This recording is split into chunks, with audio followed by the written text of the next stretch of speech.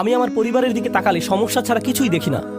আমি শুধু দেখি এই মানুষগুলোর কারণে আমার জীবন এতটা কঠিন, তারা এটা করেছিল, সেটা করেছিল, অমুক তমুক করেছিল।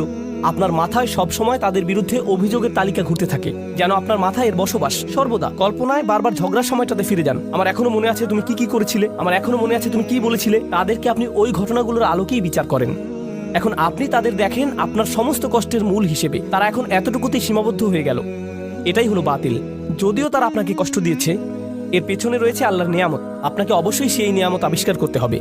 যদি তাদেরকে আপনার জীবনের অভিসম্পাদে সীমিত করে ফেলেন, যদি তাদেরকে জঘন্য মানুষে বা কষ্ট দেয়া মানুষে সীমিত করে ফেলেন, তারা মানুষ, তারা শয়তান নয়।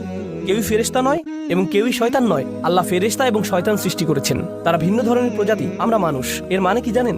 আমরা কখনো ফেরেশতার মতো ভালো কাজ করি, আবার আমরা কখনো শয়তানের মতো মন্দ কাজ করি। আমরা মানুষ, তাই কারো ভালো কিছু দেখে আপনি কখনো বলতে পারেন না এই মানুষটা শুধু ভালো কাজ করে। একইভাবে কারো মন্দ কিছু দেখে আপনি বলতে পারেন না এই মানুষটা শুধু মন্দ কাজ করে। এখন আমরা মানুষকে সীমিত করে ফেলি, বিশেষ করে আমাদের পরিবারে শুধু তাদের ভুল ত্রুটিতে সংকুচিত করে ফেলি, আর শুধু ওই ভুলগুলো দিয়ে তাদের বিচার করি। তখন আমরা একটি মিথ্যা বাতিল ভাবমূর্তি তৈরি করি তাদের সম্পর্কে। এর মাধ্যমে আমরা আসলে আল্লাহর একটা নিয়ামতকে অস্বীকার করছি। আপনি তাদের মাঝে ভালোটা লক্ষ্য করছেন না, কৃত ভুলগুলো কাটিয়ে উঠে ভালো হওয়ার সম্ভাবনাটা আপনি লক্ষ্য করছেন না। মানুষের পরিবর্তন সম্ভব, মানুষের উন্নতি সম্ভব, তাদের বিকাশ সম্ভব, কিন্তু আপনি বাতিলে বিশ্বাস করা শুরু করলেন। আর আল্লাহ এই ধরনের বাতিলের বিশ্বাসটাকে এই আয়াতে তুলে ধরেছেন। সুবহানাল্লাহ, কি অবিশ্বাস্য ছোট্ট একটি আয়াত, কিন্তু এটি পাল্টে দিয়েছে যেভাবে আমি নিজেকে দেখি, এবং এটি পাল্টে দিয়েছে যেভাবে আমি অন্যদেরকে দেখি। আমি এখন আর এই ধরনের কথাবার্তা সহ্য করতে পারি না। ও তোমার অমুক আঙ্কেল, ওনার কখনো পরিবর্তন হবে না। তোমার চাচাতো বোন, সে সবসময় এমনই থাকবে। এই মানুষগুলো আমি জানি, তুমি জানো না। আমার বাবা, ওনার ব্যাপারে আশা করে কোনো লাভ নেই, একেবারে আশাহীন।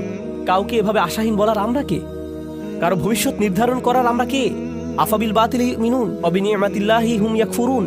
আল্লাহ আজ্জা জাল্লাহ আমাদেরকে সত্যিকারের মমতা দান করুন এবং কৃতজ্ঞতা দান করুন যে পরিবার তিনি আমাদের দান করেছেন তার জন্য। আল্লাহ আজ্জা জাল্লাহ আপনাকে দান করুন প্রজ্ঞা, শক্তিমত্তা এবং হেদায়েত, যেন পরিবারের ভেতরের চ্যালেঞ্জগুলো কাটিয়ে উঠতে পারেন, যেন ব্যাপারগুলো নিয়ে অর্থপূর্ণ গভীর আলোচনা করতে পারেন উদ্দেশ্যপূর্ণ উপায়ে আপনার পরিবারের সাথে।